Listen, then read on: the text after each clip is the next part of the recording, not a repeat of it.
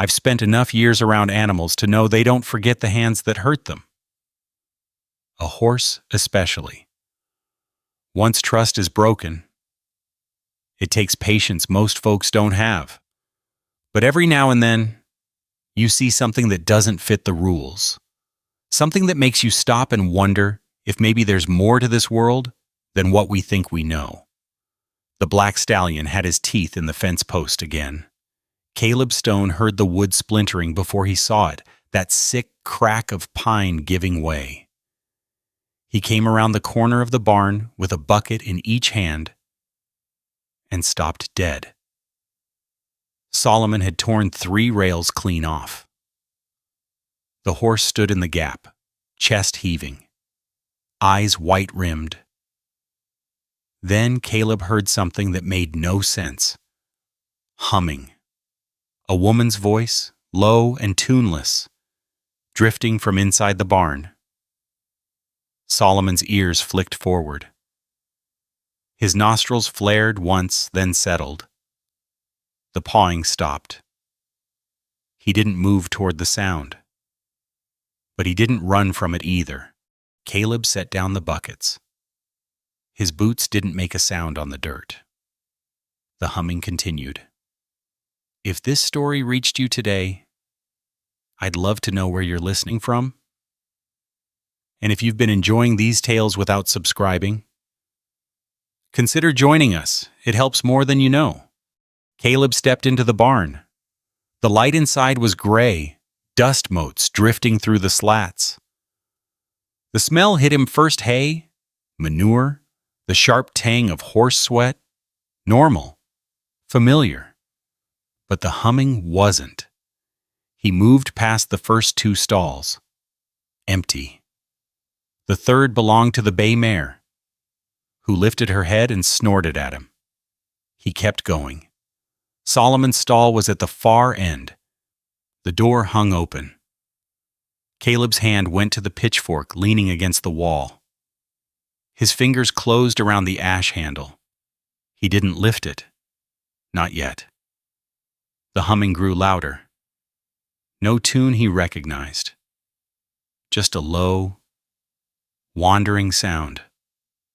The kind a person makes when they've forgotten anyone else exists. He came around the last post and stopped. A woman stood just inside Solomon's stall. Heavy-set, broad-shouldered, wearing a dress made from flour sacks stitched together with rough thread. Her back was to him. In her right hand, she held a curry brush. She wasn't touching the horse, not yet. She stood 3 feet away, arm extended, letting Solomon smell the bristles. The horse's ears were pinned halfway back.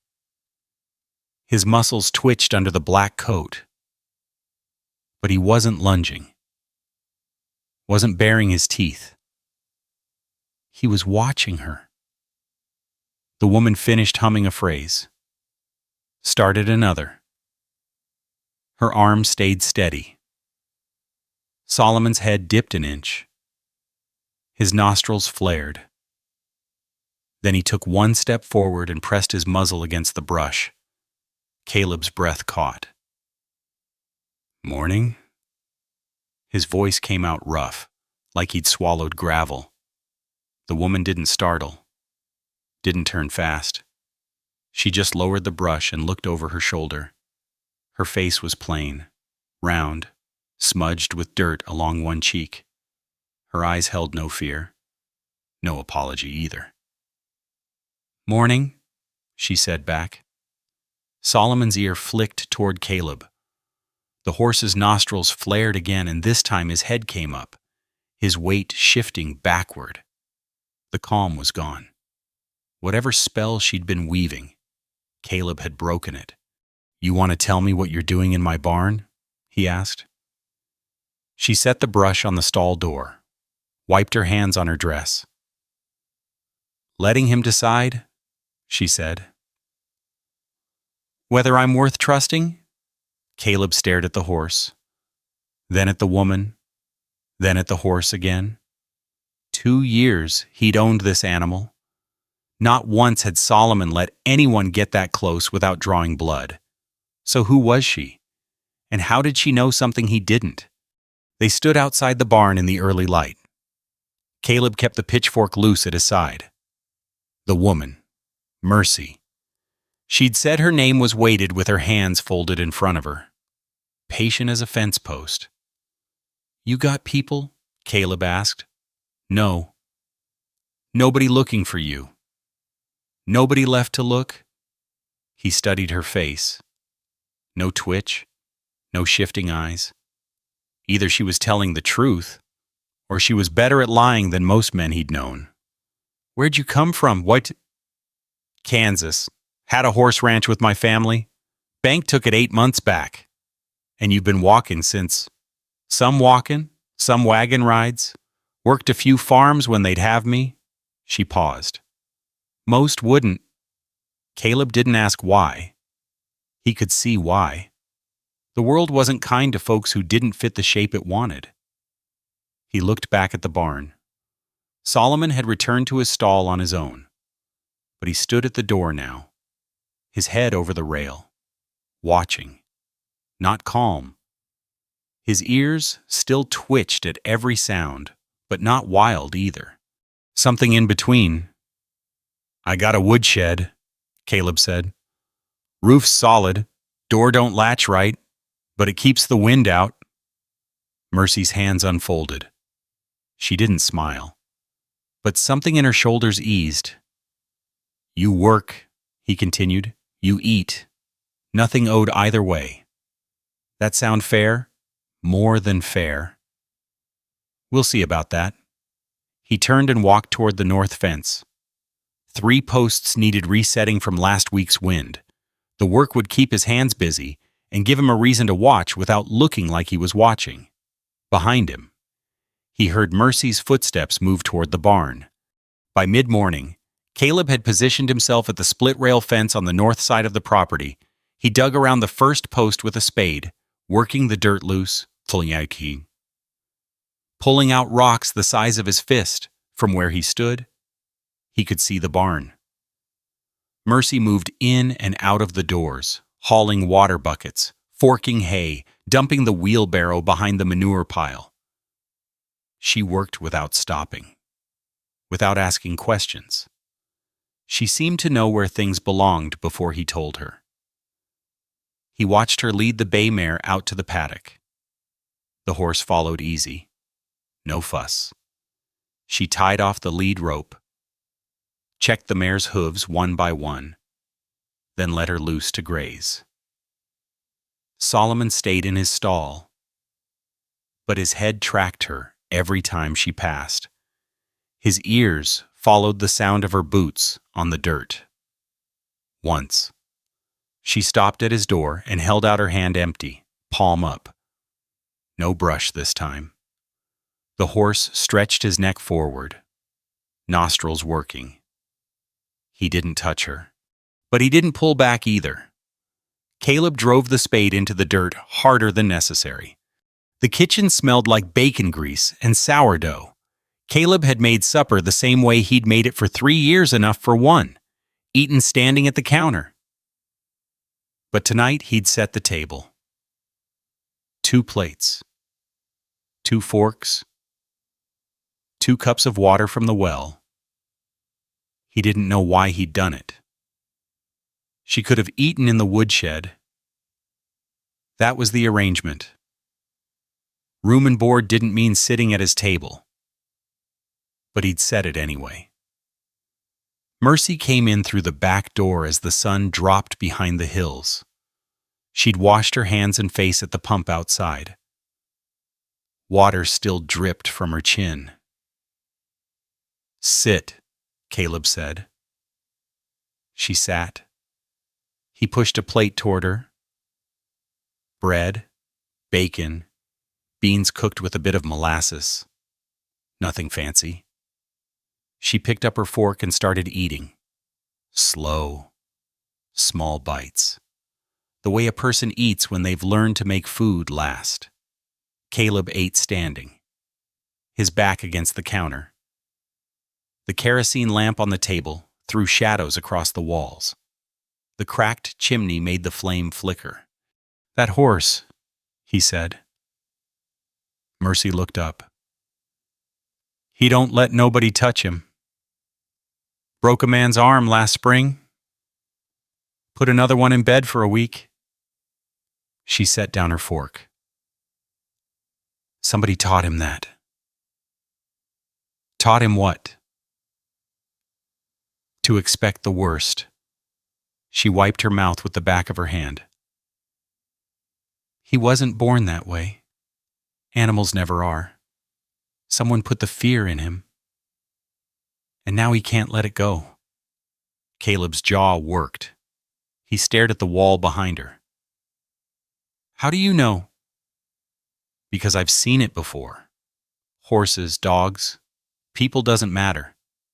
When you've been hurt enough times, you start hurting first. It's not meanness, it's memory." The lamp flickered again. A moth had found its way inside and was batting against the glass. "You always talk like that," Caleb asked. "Like you know things. I know horses." She picked up her fork again. "It's the only thing I ever learned that stuck." They ate in silence after that. Caleb finished first, took his plate to the wash basin, and scraped the scraps into a bucket for the pigs. Behind him, he heard her fork touch the plate. Small sounds, careful sounds. "Thank you for the meal," she said. "Don't thank me yet. Work starts again at dawn. I'll be ready." He nodded once and walked toward the back room. His boots creaked on the floorboards. The house felt different with another person in it, fuller. The silence wasn't the same silence he was used to.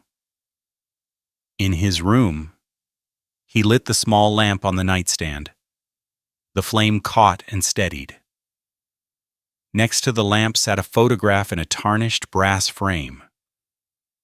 A woman's face, young, dark-haired, half smiling at whoever held the camera. He'd turned it face down 2 years ago, hadn't looked at it since tonight. His hand hovered over the frame. He didn't turn it over. But he didn't walk away either. Outside, the wind picked up. The woodshed door banged once against its frame. Caleb heard it from his room and almost went to check on her. Almost. He sat on the edge of his bed instead, boots still on, hands resting on his knees. The house settled around him. Old timbers, old nails, old memories. He thought about what Mercy had said, about Solomon, about being taught to expect the worst. Then he thought about the photograph. He wondered not for the first time what Ruth would have done. Would she have let this woman stay? Would she have set 2 plates at the table on the first night? The answer came too quick. Ruth would have had the woodshed cleaned out and a quilt on the cot before Caleb even finished asking questions. He pulled off his boots, set them by the door. 3 years he'd kept this place running alone. 3 years of silence so thick it had its own weight. And now, in the space of a single morning, a stranger had walked in and done what he couldn't. She'd gotten close to the horse. She'd sat at his table. She'd said things that stuck in his head like burrs in wool. Caleb blew out the lamp. The room went dark. But sleep didn't come for a long time. And when it did, he dreamed of Ruth standing in the barn doorway, watching someone he couldn't quite see and nodding, slowly. Like she approved. The road to town was 12 miles of ruts and dust. Caleb drove the buckboard with the reins loose in his hands, letting the 2 draft horses find their own pace. The wheels creaked with every dip. The morning sun sat low on the ridge, throwing long shadows across the scrub. Mercy sat beside him on the bench. She hadn't said much since they'd loaded up, just helped him hitch the team and climbed aboard without asking where they were going. General store, Caleb said, breaking the silence. Need flour, salt, some nails if they got 'em. I can help carry. You can stay with the wagon. She turned her head toward him. He kept his eyes on the road. Town's not like the ranch, he said. People talk. People always talk. Not like this. She was quiet for a moment. Then she folded her hands in her lap and looked straight ahead. I know how towns look at me, she said. No bitterness. Just fact. Caleb's jaw tightened. He flicked the reins, and the horses picked up their pace. The town of Miller's Crossing sat in a shallow valley where two creeks met. 30 buildings, maybe 40, lined a single dirt street, a church with a crooked steeple. A blacksmith's forge sending up smoke even this early in the day. A saloon with its doors propped open to let out the stale air. Caleb pulled the wagon up in front of the general store. The sign above the door read, Cobb's Mercantile, in faded red letters. A pickle barrel sat on the porch, lid askew. Flies buzzed around it. Wait here, he said. Mercy nodded. She didn't argue. He climbed down and tied off the horses. The hitching post was worn smooth from years of rope and leather. He could feel eyes on him from the saloon porch, two men in sweat-stained hats, nursing something from tin cups. He didn't look their way. The store's front door stuck on its frame. Caleb shouldered it open and stepped inside. The smell hit him first tobacco, sawdust, the sharp bite of lye soap. Shelves lined both walls, stacked with everything from canned peaches to calico bolts to glass jars of penny candy. A potbelly stove sat cold in the corner, waiting for winter. 3 men stood near the counter. Caleb recognized all of them. Hank Cobb behind the register, thick-bellied, wearing a canvas apron stained with something brown. His brother Earl leaning against a barrel of flour, and Pete Dawson, the farrier's son, picking at his fingernails with a pocket knife. Stone, Hank said. His voice carried the false warmth of a man who smiled too much. Ain't seen you in 3 weeks? Four, Caleb said. He pulled a folded list from his shirt pocket and set it on the counter. Need these. Hank picked up the paper. Read it slow, like the words were hard to figure. Flour, salt, box of nails, some kerosene. He looked up. That's it. Got a new hired hand. I hear. Caleb's hands went still on the counter. He didn't answer. Hank grinned. His teeth were yellow from chewing tobacco. Word travels fast. Couple fellas saw you come into town with a woman on the bench. Big gal. Real big. Earl snickered. Pete kept picking at his nails, but his eyes flicked up. She works for me, Caleb said. Does she now? Hank leaned forward on his elbows. Couldn't find a proper hand. Stone had to scrape the bottom of the barrel. Laughter.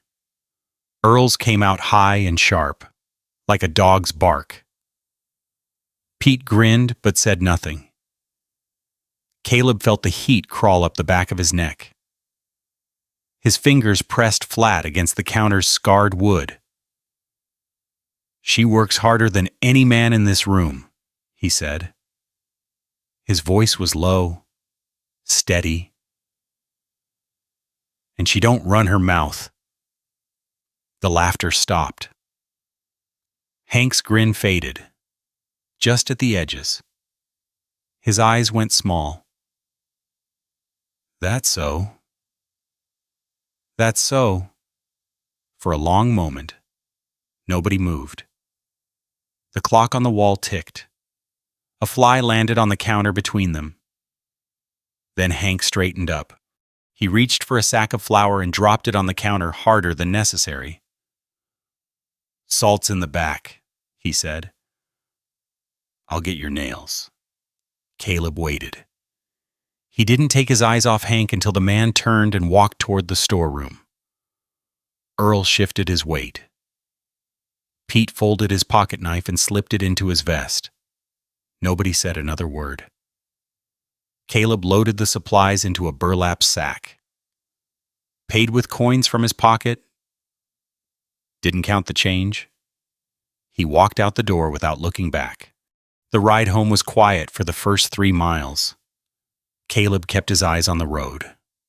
The flour sack sat behind them, along with the salt, the nails, and a can of kerosene. The horses moved at an easy walk, their hooves kicking up small clouds of dust. Mercy sat with her hands in her lap, same as before. She hadn't asked what happened inside, hadn't looked at him when he came out, just helped load the supplies and climbed back onto the bench. The sun had climbed higher now. Caleb could feel it on the back of his neck, hot and dry. "You didn't have to do that," Mercy said. He didn't turn his head. "Do what?" "Whatever you said in there." She paused. "I heard the laughing stop." Caleb's grip tightened on the reins. The leather creaked in his hands.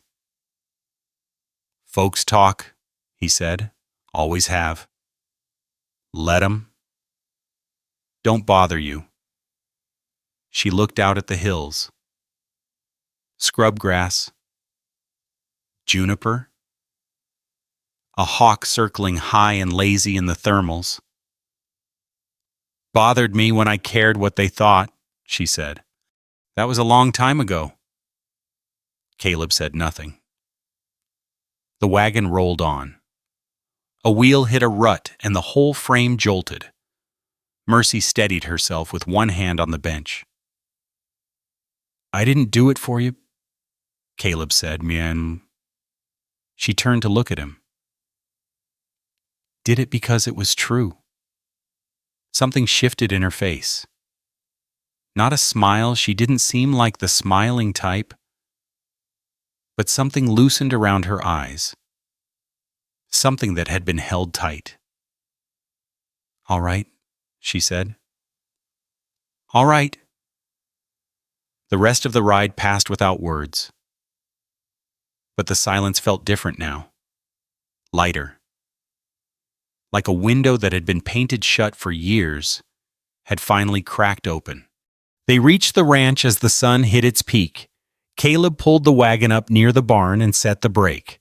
The horses stamped and blew, eager to be unhitched. Mercy climbed down and started unloading the supplies. Caleb unhitched the team, led them to the water trough, and let them drink.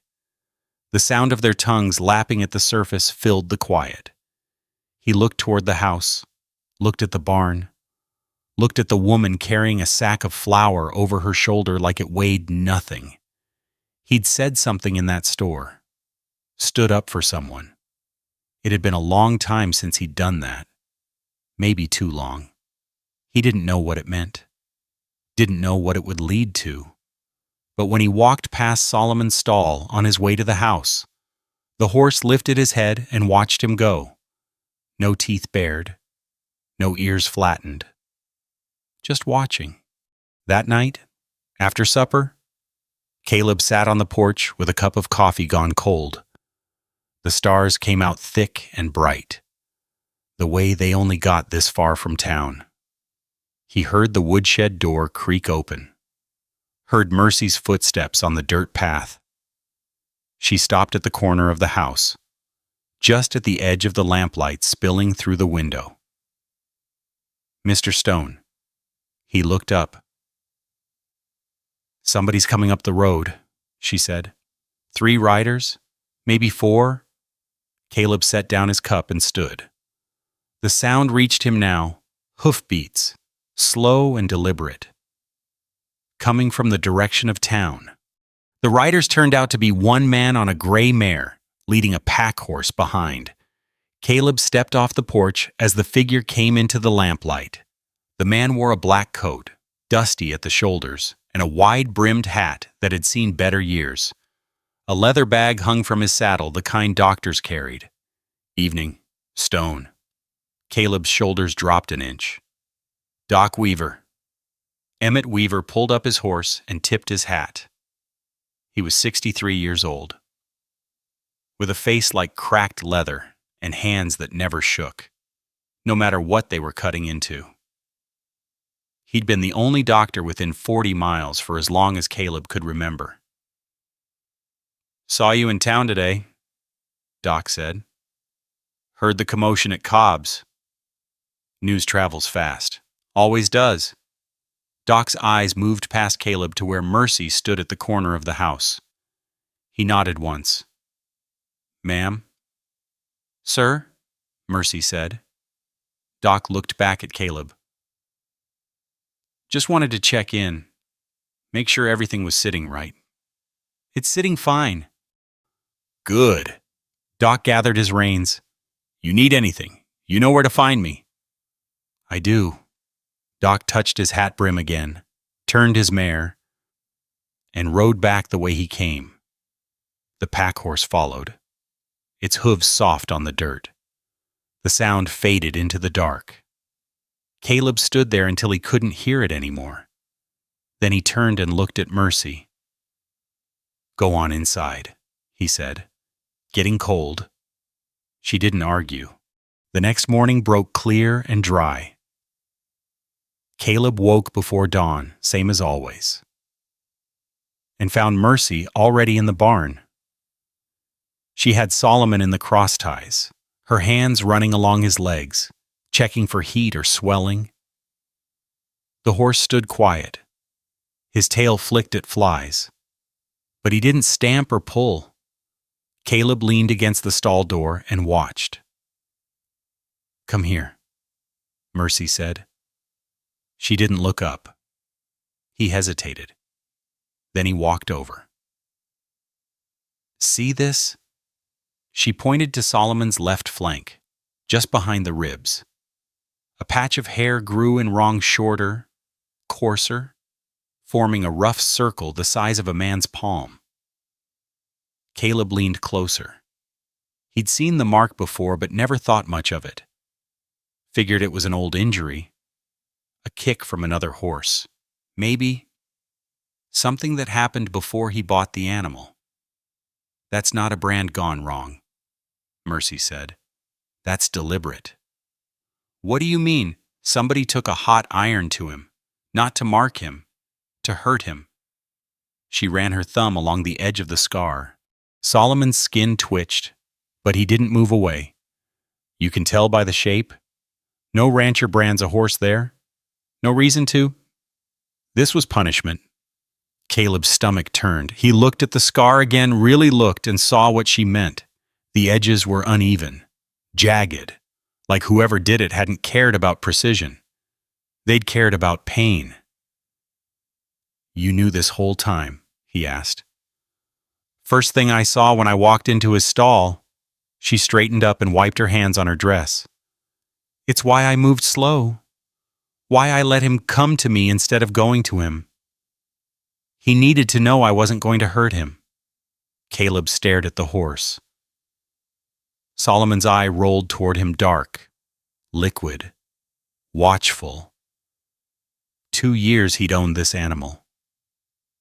2 years of fighting him, cursing him, trying to break what couldn't be broken. And the whole time, the horse had been carrying this. "Who had him before you?" Mercy asked. "Bought him at auction in Prescott. Sidney didn't ask questions. He was cheap. Cheap for a reason. Reckon so." Caleb reached out. His hand hovered an inch from Solomon's neck. The horse's nostrils flared. His muscles tensed under the skin. "Easy," Mercy said. Not to Caleb. To the horse. Caleb's palm touched the warm coat. Solomon flinched just a twitch, quick and sharp. Then he settled. His breathing slowed. His head dropped half an inch. For a long moment, nobody moved. "First time," Caleb said. His voice came out rough. "First time what?" "First time in 2 years he's let me touch him without trying to take my hand off." Mercy nodded. She didn't say anything else. Just stood there, watching, giving the moment room to breathe. That evening, they sat on the porch. The sun had dropped behind the western ridge, leaving the sky streaked with orange and purple. Crickets started up in the grass. The air smelled like sage and cooling dust. Caleb sat in the chair on the left, the one he always used. The other chair had been empty for 3 years. Now Mercy sat in it, her wool shawl pulled tight around her shoulders despite the mild air. Neither of them spoke for a long time. "She picked this land," Caleb said. Mercy turned her head. "Ruth, my wife." He stared at the hills. "She saw it from the road and made me stop the wagon. Said the view reminded her of home." Where was home? Virginia. Little town in the Shenandoah Valley. She never saw it again. The crickets sang. A bat swooped low over the yard, chasing something too small to see. "What happened to her?" Mercy asked. Her voice was quiet, careful. Fever. Came on fast. She was gone in a week. Caleb's hands rested on his knees. Fingers spread flat. Doc Weaver did what he could. Wasn't enough. "I'm sorry. Been 3 years?" He said it like the number meant something, like it should have been enough time. Mercy looked out at the hills. The last light was fading, turning the scrub to shadow. "It's a good view," she said. "Yeah." Caleb's throat tightened. "Reckon it is." They sat there until the stars came out. Neither of them moved to go inside. The night wrapped around the house, soft and heavy, holding everything in place. Later, Caleb couldn't say how much later he heard it, humming. He'd gone to bed but couldn't sleep. The sheets felt wrong. The pillow held the wrong shape. He lay on his back, staring at the ceiling, listening to the house creak and settle. And then the humming started, low, tuneless, drifting from the direction of the barn. He got up, pulled on his boots, walked outside in his shirt sleeves. The moon hung fat and yellow over the ridge, throwing silver light across the yard. The barn door was cracked open, a thin line of darkness against the gray wood. Caleb walked toward it. His boots crunched on the gravel path. The humming grew louder as he approached the same wandering melody he'd heard that first morning. He stopped 10 feet from the door. Through the gap, he could see her. Mercy stood in Solomon's stall, her back to the entrance, running the curry brush down the horse's neck in slow, even strokes. Solomon's head hung low, his eyes half closed. The humming filled the barn, soft, constant, unbroken. Caleb didn't go inside. He stood in the moonlight, listening, watching through the crack in the door. Something loosened in his chest. A knot he'd been carrying so long he'd forgotten it was there. He thought about Ruth, about how she used to sing while she worked real songs, hymns mostly, her voice clear and high. He thought about the photograph on his nightstand, still face down, still waiting. The humming stopped. Caleb held his breath. Through the gap, he saw Mercy's head turn slightly. She didn't look back at the door, but her shoulders stiffened. "I know you're there," she said. He didn't answer. "You don't have to hide. I'm just settling him for the night." Caleb stepped forward. His hand touched the barn door. "Couldn't sleep," he said. Neither could he. She set the brush on the stall door and turned around. The moonlight caught her face plain, tired, gentle. "Some nights are harder than others." "Yeah." She walked past him, out into the yard. The shawl was draped over her arm, trailing in the dirt. "Good night, Mr. Stone." "Good night." She walked toward the woodshed. The door creaked open, then closed. Caleb stood alone in the dark. Solomon's head appeared over the stall door, watching him. The horse's eye caught the moonlight. For a long moment, neither of them moved. Then Caleb raised his hand. Slow, palm open. No sudden movements. Solomon didn't pull back. Caleb rested his hand on the horse's muzzle. The coat was soft, warm, slightly damp from the night air. The horse's breath came out in a long sigh. "We're a pair, aren't we?" Caleb said. The horse didn't answer. But he didn't pull away either. And somewhere in the back of Caleb's mind, a thought stirred unwanted, unbidden, impossible to ignore. Hank Cobb didn't take being talked down to lightly. Word would spread. Opinions would harden. And sooner or later, men would ride out to this ranch with something other than doctoring on their minds. The question wasn't if. The question was when. They came on a Tuesday, just past noon. Caleb was in the paddock, working with the bay mare on lead changes, when he heard the horses, 3 of them, coming up the main road at an easy walk. No hurry, no urgency, just the steady clop of hooves on packed dirt. He handed the lead rope to Mercy, who had been watching from the fence. "Stay here," he said. She took the rope without a word. Her eyes went to the road, then back to him. Caleb walked toward the house. He wiped his hands on his trousers as he went, knocking off the dust and horsehair. His shirt was damp at the back, stuck to his skin from the morning's work. The sun beat down hard, no clouds to cut the heat. The riders came into view as he reached the porch. 3 men, just like he'd expected. Hank Cobb in front, riding a roan gelding with a white blaze. His brother Earl on a spotted gray. And a third man Caleb didn't recognize, young, maybe 25, wearing a bowler hat that looked too new for the rest of him. Hank pulled up 20 feet from the porch. The other 2 flanked him, spreading out like they'd planned it ahead of time. Probably had. "Stone," Hank said. "Cobb?" Hank shifted in his saddle. His roan stamped once, uneasy in the heat.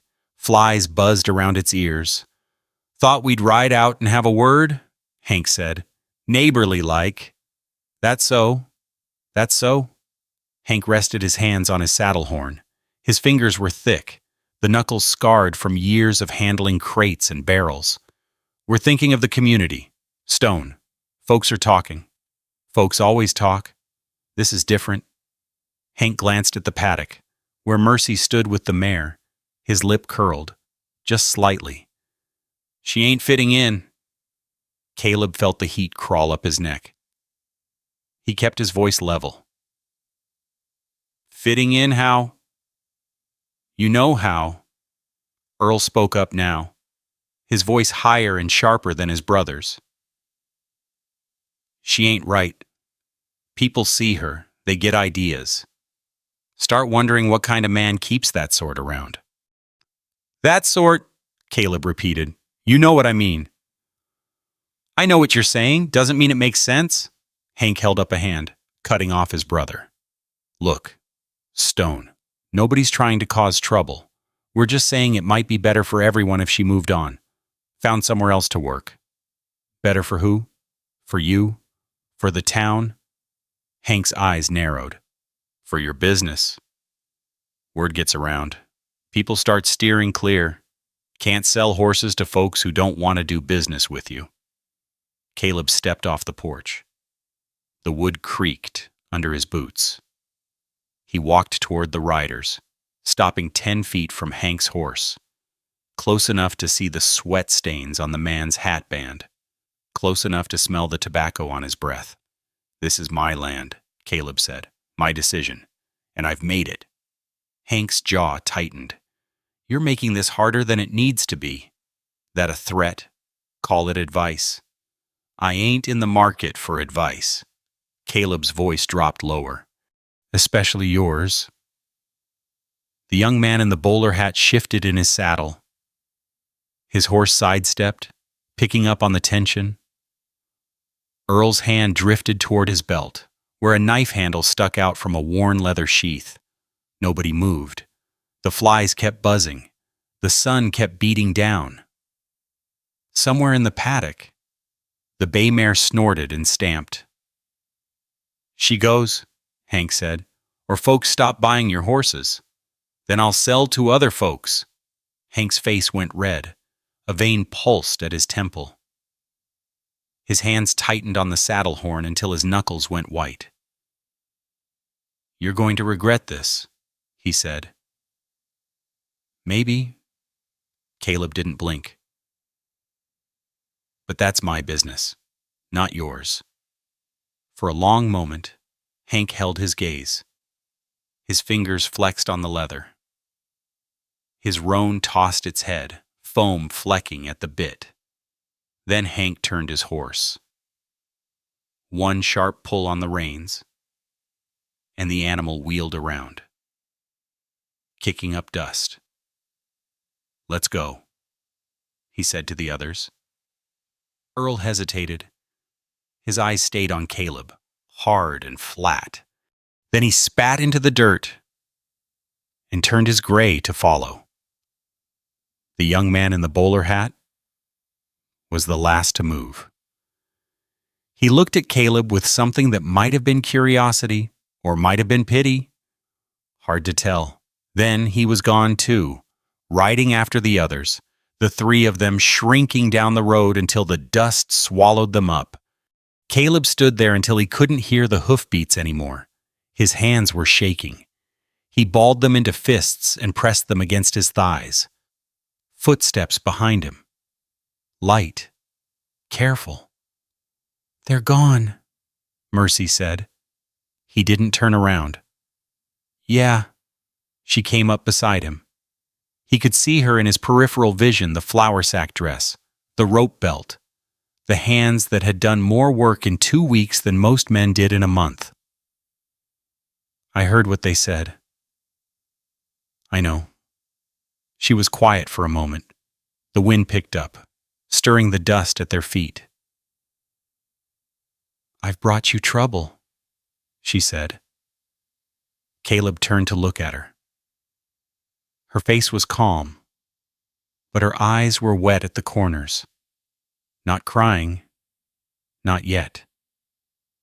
Just the threat of it, held back by something stronger. Trouble was here before you walked in, he said. You just reminded me I was alive. Her breath caught. Just a small hitch, barely audible. She looked away, toward the hills, toward the sky, toward anything but him. You could send me away, she said. Make things easier. Easier for who? For you. Caleb shook his head.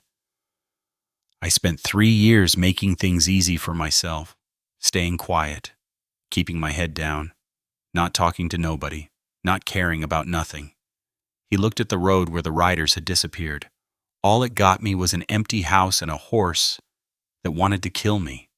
Mercy turned back to him. A single tear had escaped, running down her cheek.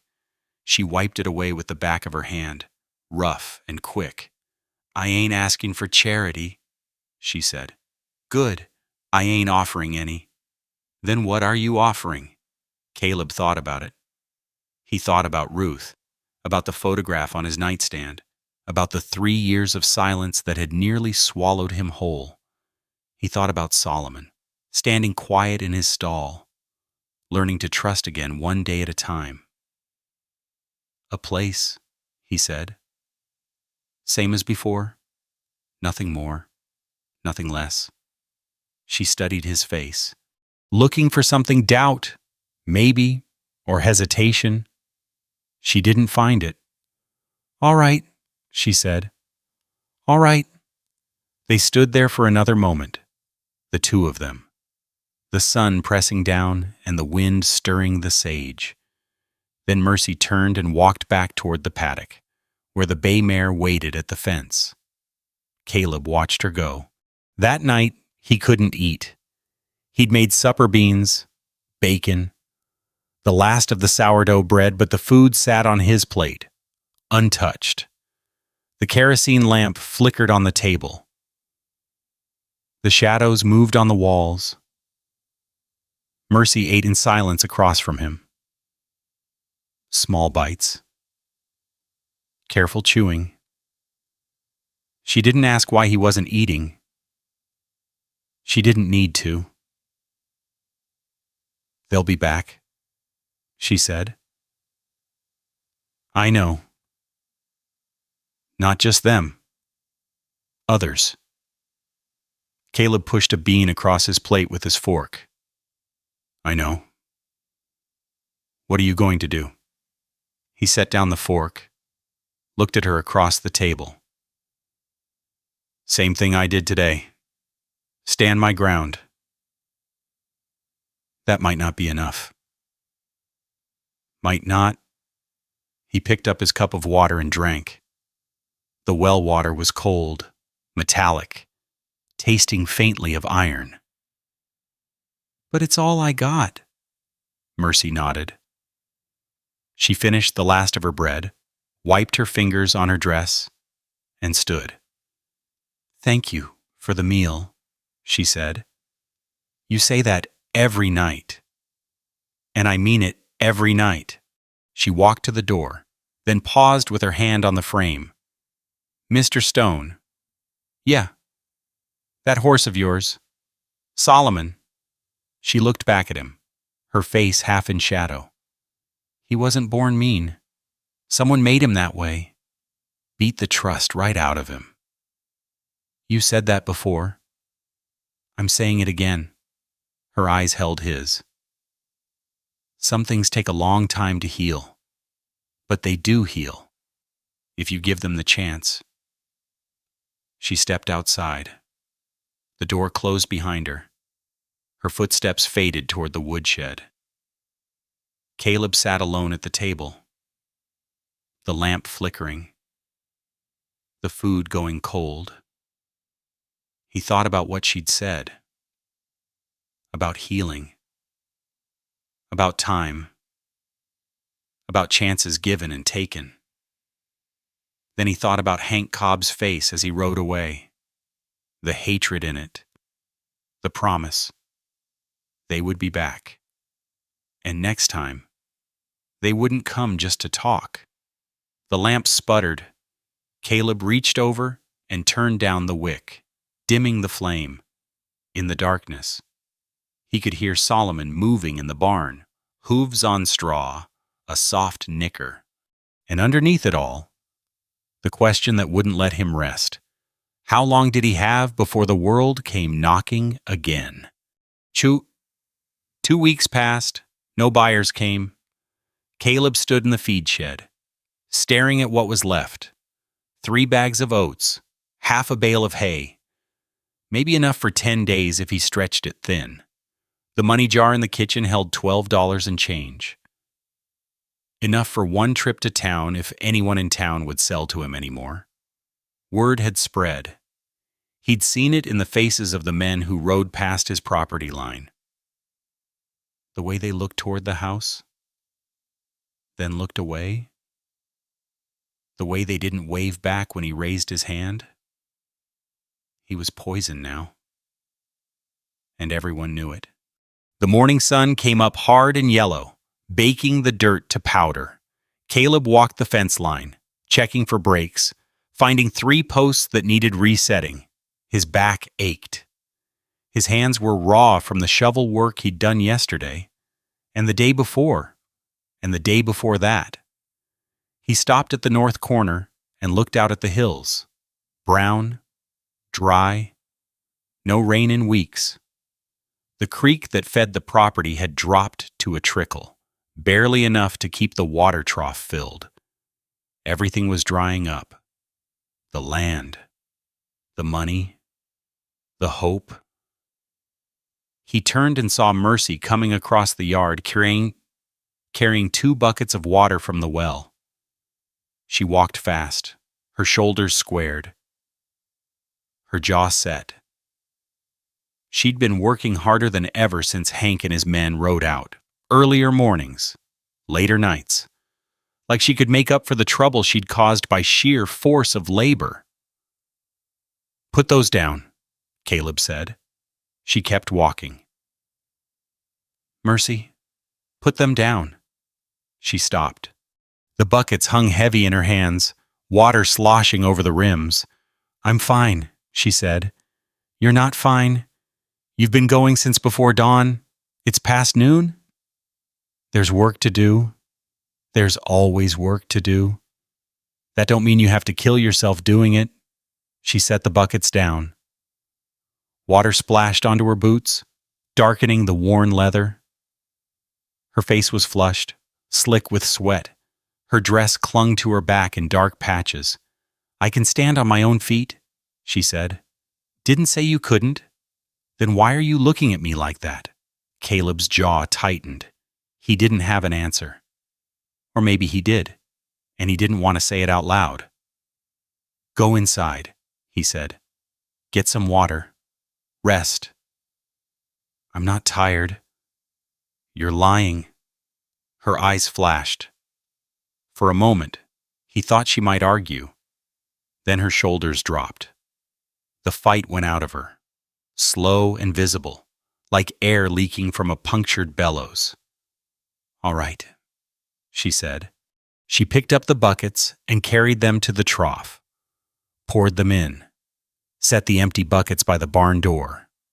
Then she walked toward the house, her footsteps heavy on the packed dirt. Caleb watched her go.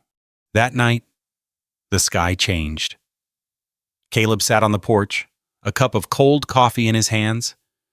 The sun had set an hour ago, but the air was still warm, thick and heavy with something he couldn't name. Then he saw the clouds. They came from the east, rolling over the ridge like a black tide. No stars behind them, no moon, just darkness, moving fast. The wind picked up. The windmill behind the barn creaked and groaned, its blades spinning faster than Caleb had seen in months. The horses in the paddock stamped and snorted, pressing against the far fence. Thunder rolled in the distance, low, rumbling, still far off, but getting closer. Caleb set down his coffee and stood. The first drops hit the porch roof like stones. Big, fat drops, widely spaced. Then they came faster, harder. The wind drove them sideways, spattering against the windows, drumming on the planks under his feet.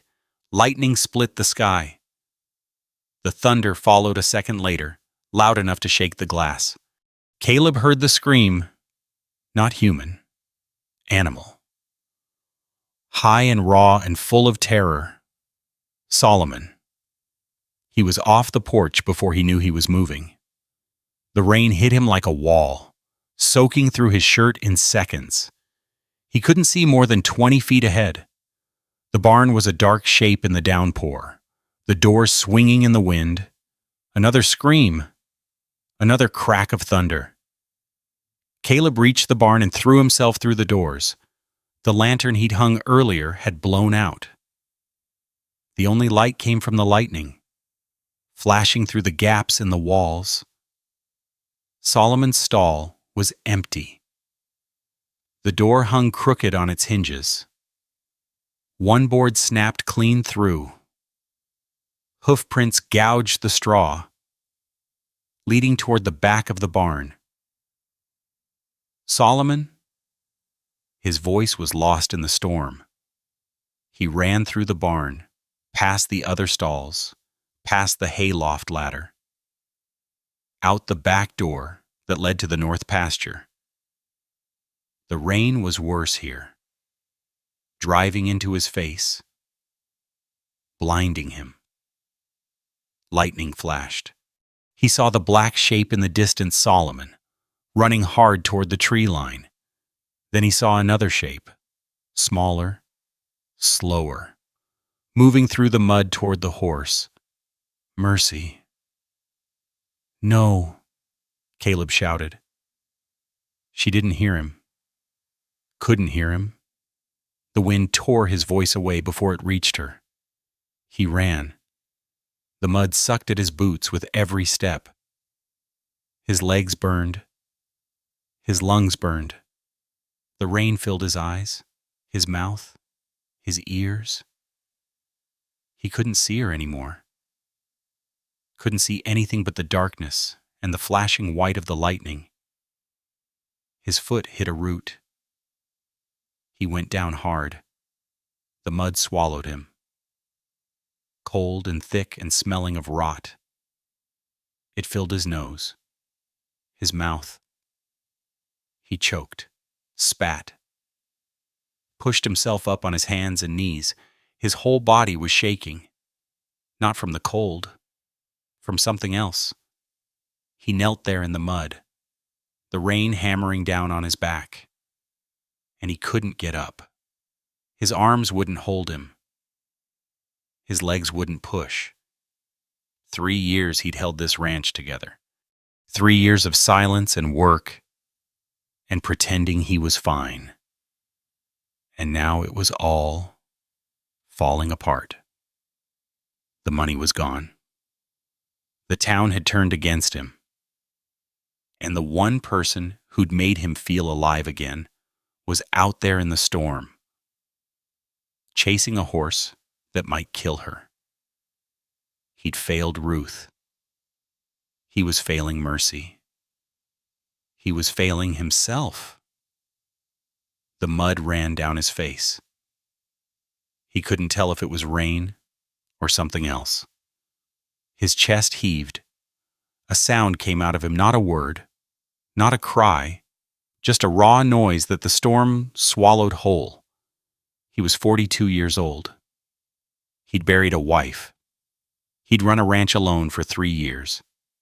And here he was, on his hands and knees in the muck, unable to stand, unable to move, unable to do anything but kneel there like a man begging for something he didn't deserve.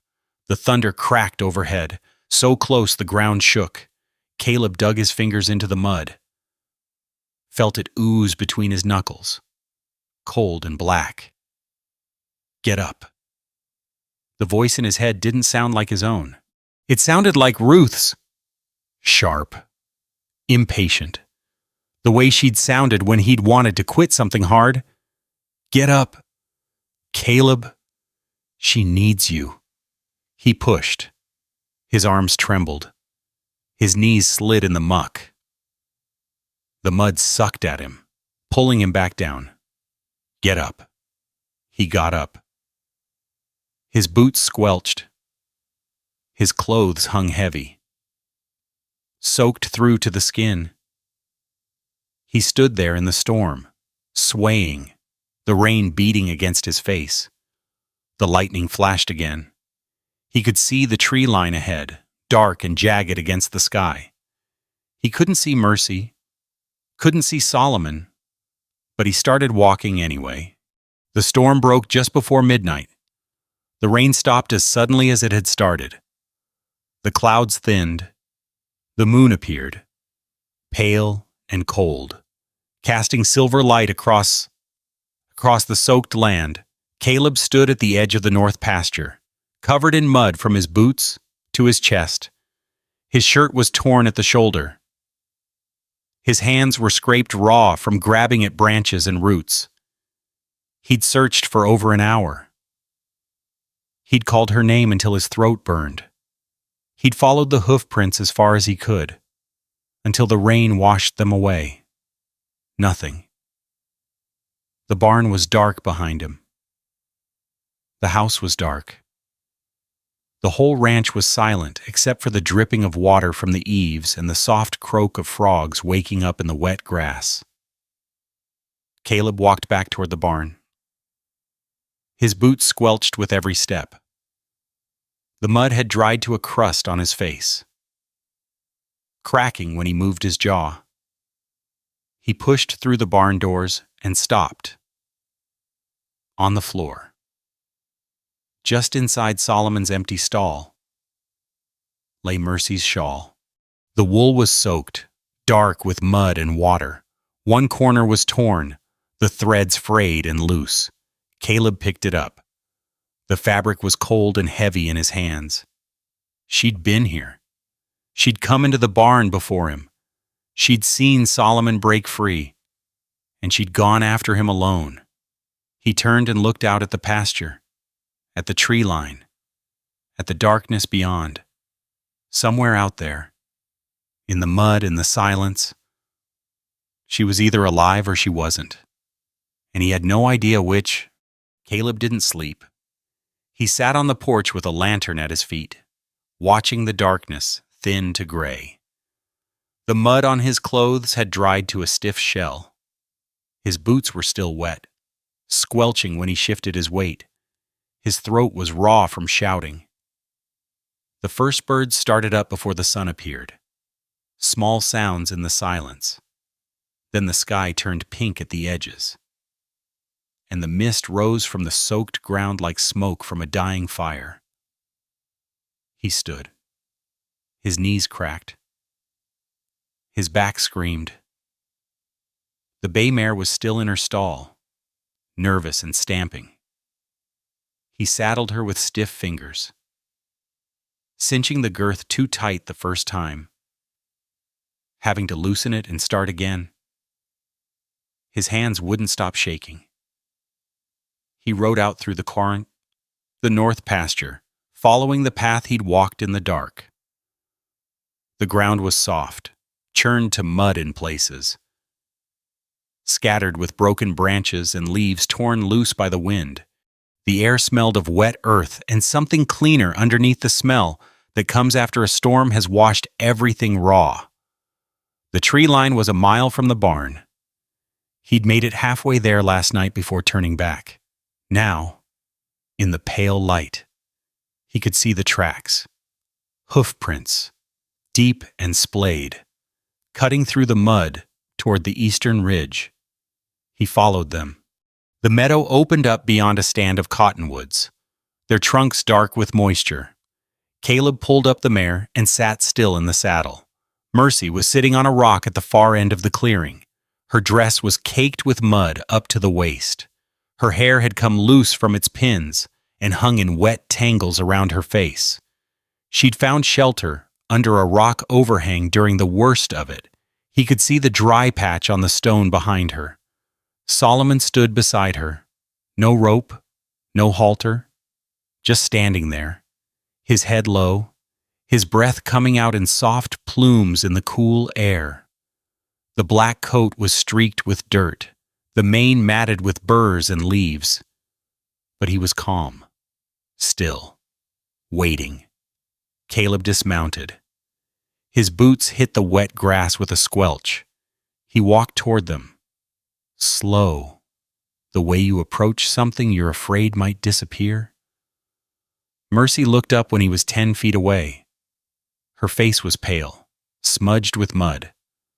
Her eyes were red-rimmed, but dry. "Morning," she said. Caleb stopped. His chest was tight. His throat wouldn't work right. "You been out here all night?" "Most of it." "In the storm?" "Found a place to wait it out?" She nodded toward the overhang. "Storm passed?" "He didn't—" Caleb stared at the horse. Solomon's ear flicked toward him. But the animal didn't move, didn't bare his teeth, didn't pin his ears back. just watched. "How'd you find him?" "Didn't—" Mercy shifted on the rock, wincing as she moved. "He found me.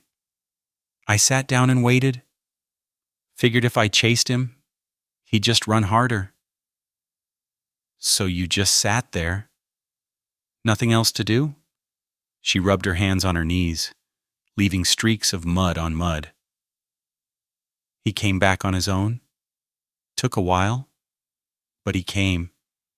Caleb looked at the horse again, at the woman, at the space between them, so small it was almost nothing. "You could have come back," he said. "Got me. Figured you needed the sleep." She almost smiled. "And he needed the quiet." "You always this stubborn, runs in the family." The almost smile faded. "What's left of it?" Caleb walked the rest of the way to her. He stopped beside the rock, close enough to see the tremor in her hands, the way her jaw was clenched against the cold. "Can you stand?" "I can stand." She pushed herself up. Her legs wobbled. She caught herself on the rock, steadied, tried again. This time she stayed upright. Solomon's head came up. His nostrils flared once, twice. Then he stepped forward and pressed his muzzle against Mercy's shoulder. She reached up and touched his neck. Her fingers were shaking, but her hand was gentle. "Easy, boy," she said. "We're going home." The ride back was slow. Caleb led the bay mare on foot, letting Mercy sit in the saddle. She'd protested at first, said she could walk, but he'd cut her off with a look. She was exhausted, shaking, in no shape to argue. Solomon walked beside them, matching their pace. No lead rope, no halter, just walking. His head even with Mercy's knee. His eyes half closed in the morning light. They crossed the north pasture in silence. The mist was burning off, the sun climbing higher, turning the wet grass to gold. Steam rose from the mud. The air warmed by degrees. Halfway to the barn, Caleb spoke. "I meant what I said before." Mercy looked down at him. "Said a lot of things. About staying." He kept his eyes on the path ahead. His boots squelched in the mud. "About you having a place here." "I remember. I'm saying it again." He stopped walking, turned to face her. "Stay. Not for the work, not because you got nowhere else to go." He swallowed. His throat felt like sandpaper. "Just stay?" She looked at him for a long moment. The sun was behind her, turning her hair to copper at the edges. Her face was still pale, still smudged, still tired. "Why?" she asked. "Because this place has been quiet for 3 years." He gestured at the land around them, the pastures, the barn, the house in the distance. "And I'm tired of quiet." Solomon snorted. His tail swished once. Mercy looked at the horse, then back at Caleb. "All right," she said. "All right." They walked the rest of the way without speaking. But the silence was different now, lighter. Doc Weaver arrived that afternoon. Caleb was in the barn, rubbing down Solomon with a dry cloth. When he heard the hoof beats, he set down the cloth and walked outside, squinting against the sun. Doc sat on his gray mare, his black bag hanging from the saddle horn. His face was lined and weathered, but his eyes were sharp. "Heard about the storm," Doc said. Wanted to make sure you folks were all right. We're fine. I can see that. Doc's eyes moved to the barn, where Solomon's head was visible over the stall door. Horse looks good. He is good. Caleb wiped his hands on his trousers. Better than he's been in 2 years. Doc nodded. He dismounted slowly, the way old men do when their joints don't work like they used to. He walked over to the fence and leaned against it, looking out at the pasture. I also heard about what Hank and his boys have been doing, he said. The talk, the boycott. Word travels fast. Always does. Doc turned to face him. I'm not here to lecture you. Stone, you're a grown man. You make your own choices. Appreciate that. But I am here to buy a horse. Caleb blinked. Come again. A horse? That bay mare you've got. I've been needing a new mount for house calls. My gray's getting too old for long rides. Doc reached into his coat and pulled out a fold of bills. I'll pay fair. Whatever you're asking. Caleb stared at the money. Then at Doc. Then at the money again. Why? He asked. Because I need a horse.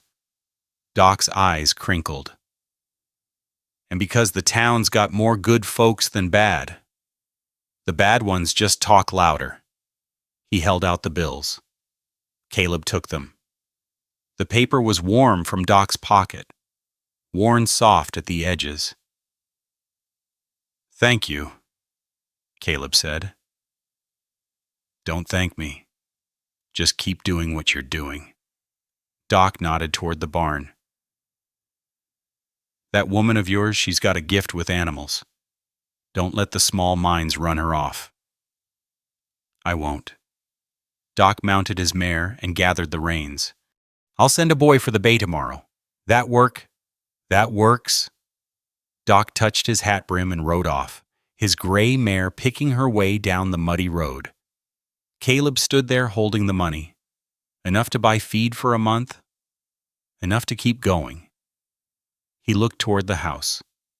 Mercy was on the porch, wrapped in a dry blanket, watching. She raised a hand, a small wave. Tentative. He raised his hand back. That night, supper was different. Caleb made enough for 2, set 2 plates, poured 2 cups of coffee from the pot on the stove, said a quiet grace before they ate something he hadn't done since Ruth passed. Mercy came in from the porch, the blanket still around her shoulders. She sat in the chair across from him, the same chair she'd sat in that first night, when everything was still uncertain. They ate in silence, but it wasn't the heavy silence of strangers, or the awkward silence of people with nothing to say. It was the silence of 2 people who didn't need to fill the space with words. The lamp flickered on the table. The coffee steamed in their cups. Doc Weaver's a good man, Mercy said. He is. There's more like him in town. Some. Caleb set down his fork. More than I thought.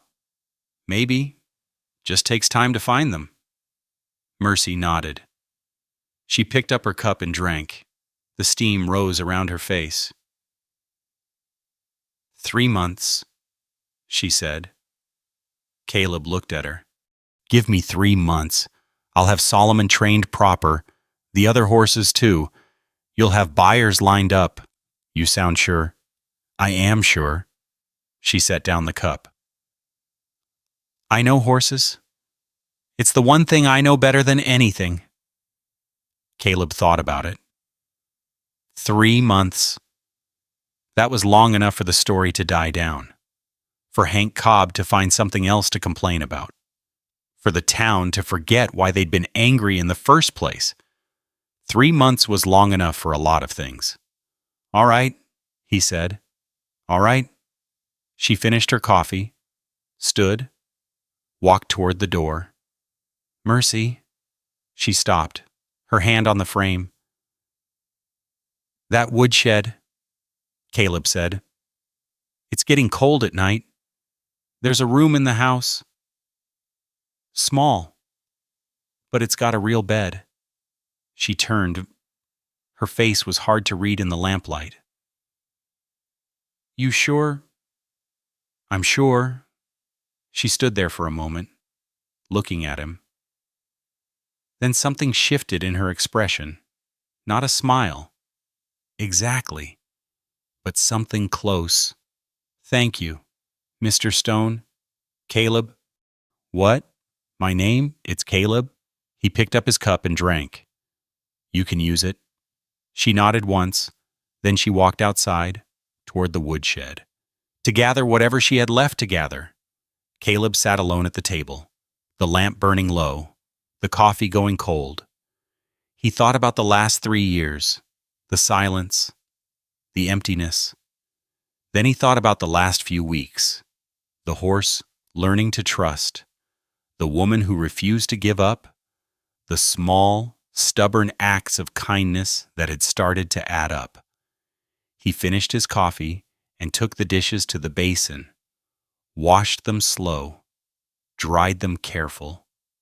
When he looked up, he saw Mercy's reflection in the window coming back from the woodshed, a bundle in her arms, walking toward the house, walking home.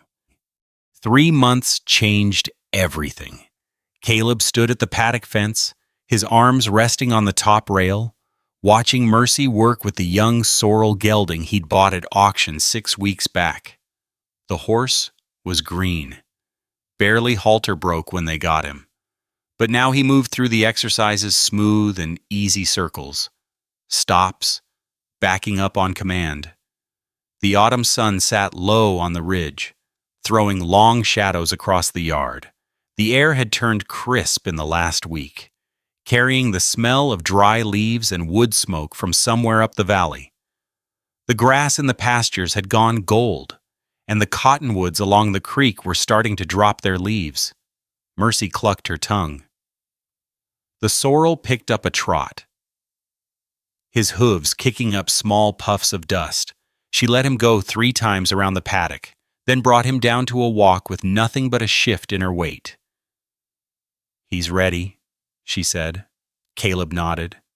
Figured as much. The Hendersons are coming tomorrow. They wanted a horse for their oldest boy. This one's got the right temperament.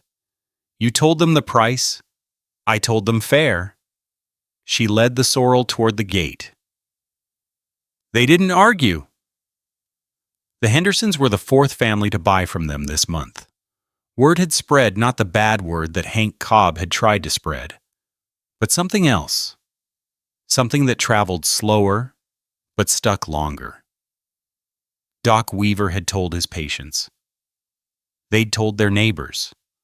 One family from the next county over had ridden 2 days just to see the horses they'd heard about. The money jar in the kitchen wasn't empty anymore. It was full. Fuller than it had been in 3 years. Caleb walked to the barn while Mercy unsaddled the sorrel. The big doors stood open, letting the afternoon light pour in. The smell hit him the way it always did: hay, leather. The warm musk of horses. Solomon's stall was at the far end. The black stallion stood with his head over the door, watching Caleb approach. His ears pricked forward. His nostrils flared once, testing the air. "Hey, boy," Caleb said. He reached out and rubbed the flat of his palm along Solomon's muzzle. The coat was soft, warm from the sun that came through the window above the stall. The horse leaned into the touch, his eyes half closing. 2 years ago, this animal would have taken his hand off. Now he stood quiet, patient, waiting for the brush or the apple or whatever Caleb had brought him today. He heard footsteps behind him. Mercy came in through the side door carrying the sorrel's bridle bridle over her shoulder. She hung it on the hook by the tack room, then walked over to stand beside him. They looked at Solomon together. Neither of them spoke for a while. "You remember the first morning?" Mercy asked. "Hard to forget. You looked like you'd seen a ghost."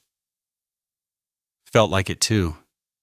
Caleb scratched behind Solomon's ear. The horse's head dropped lower. "Couldn't figure how you did it. Still can't. Really."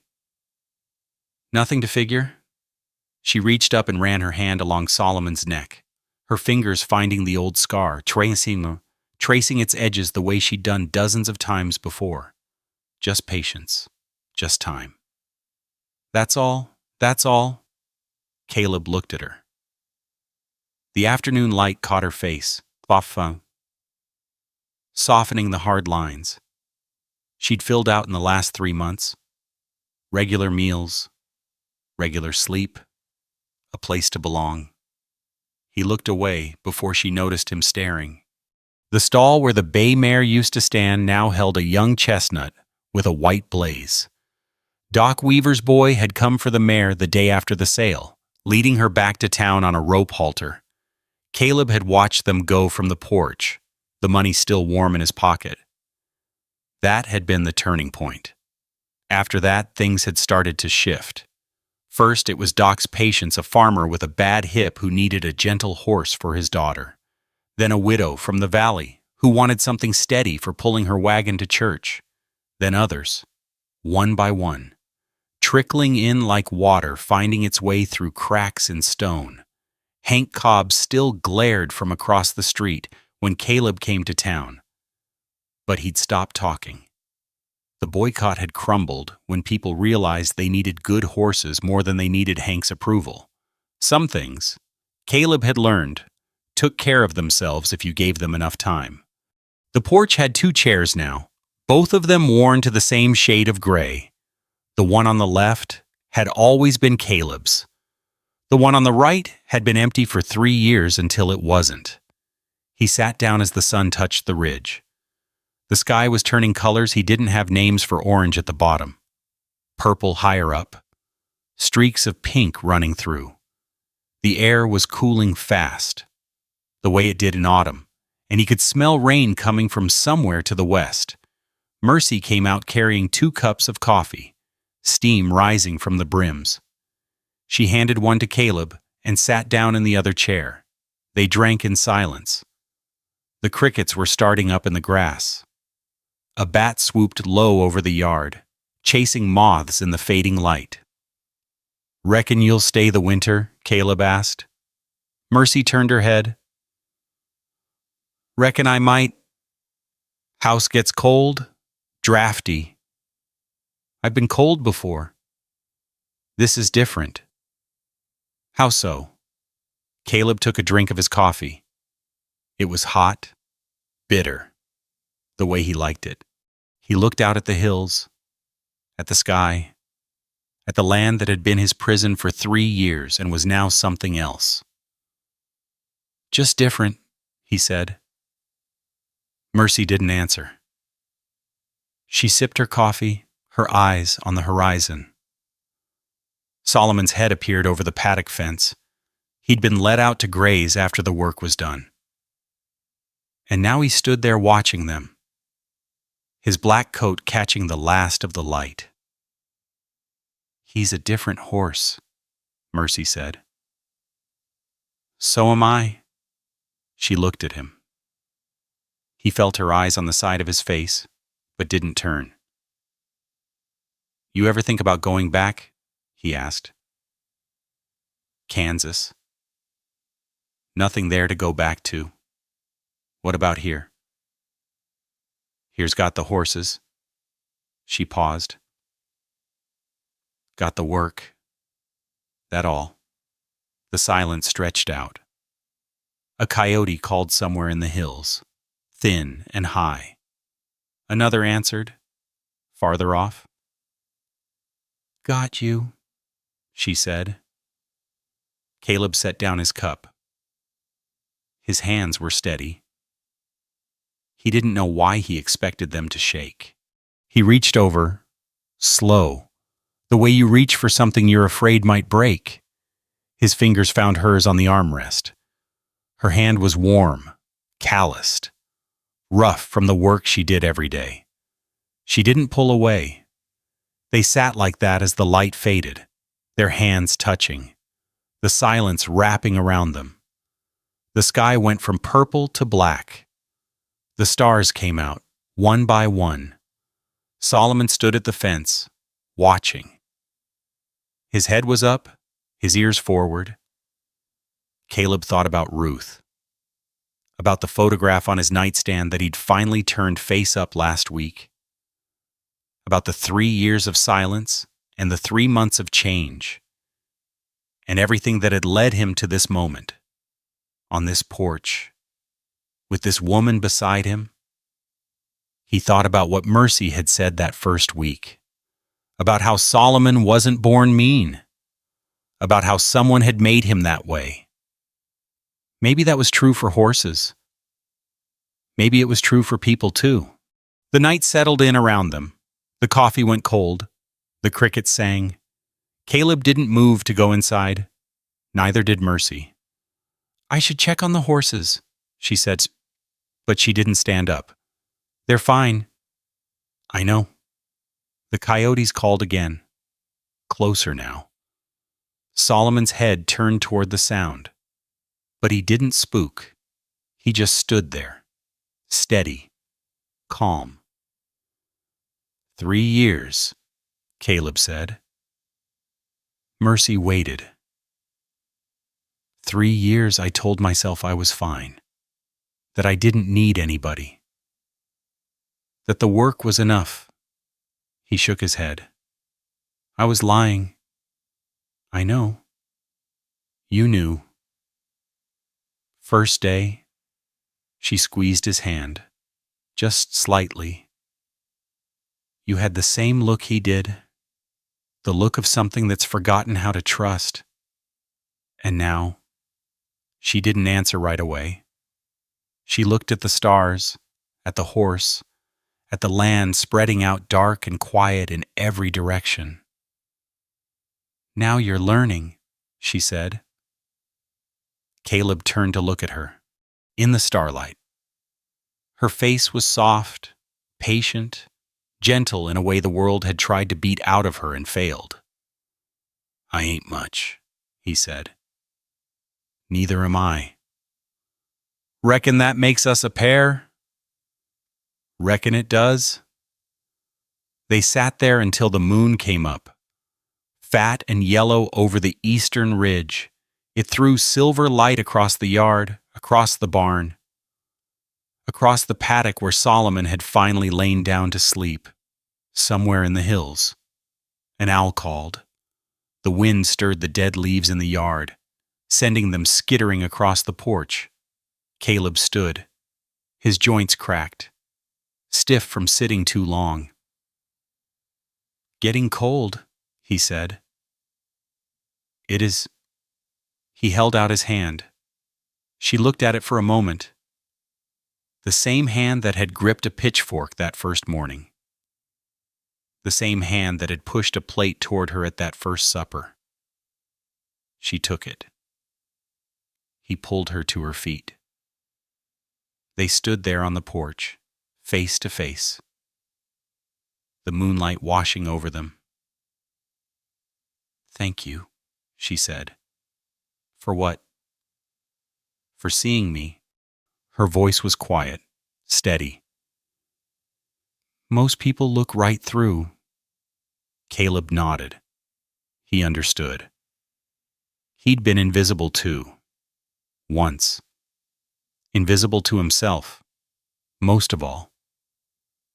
Come inside, he said. I'll make more coffee. It's late. I know. She smiled.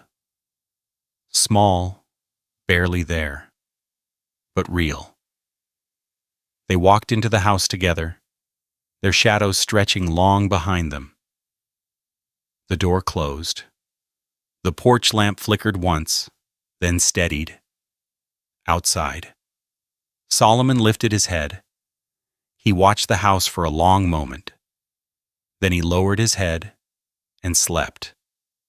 The stars turned overhead, slow and silent. The wind died down. The land settled into stillness. And in the small house on the side of the mountain, two people who had learned to trust again sat across from each other at a worn kitchen table, drinking coffee that neither of them needed, saying nothing that needed to be said. There is something tender about the way this story settles, not resolved. Exactly. Just resting. The way a house rests after everyone has finally stopped moving around inside it. Many of us have stood where Caleb stood on the edge of our own porches, looking out at land we thought we knew, wondering if we had anything left to give. Some of us have been where mercy was, too, carrying something quietly, being looked through instead of looked at, waiting for someone to see what was always there. Perhaps you know what it feels like to be the one who got overlooked. Or perhaps you know what it feels like to finally let someone in after years of keeping the door closed. It does not need to be understood. It does not need to be fixed or explained or turned into something useful. Some things are just felt. They sit with us for a while. And then, when they are ready, they move on. It is all right if this story brought something up that you were not expecting. You do not have to do anything with it. It is allowed to rest. Thank you for staying until the end. Thank you for listening.